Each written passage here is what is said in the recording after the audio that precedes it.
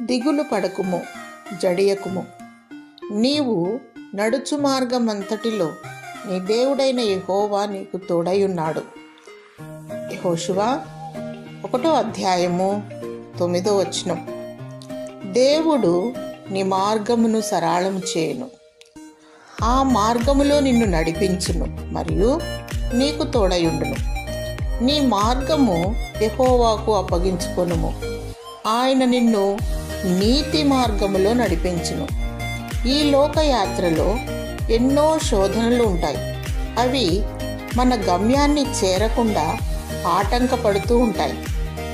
భయపడక దేవుని యందు భయభక్తి కలిగియుండి విశ్వాసము కలిగియుండుము. దేవుడు నీకు విజయం దయచేస్తాడు. దేవుడు నిన్ను ప్రేమించి విశ్వాస యాత్రలో విజయం ఇచ్చునుగాక. ఆమేన్.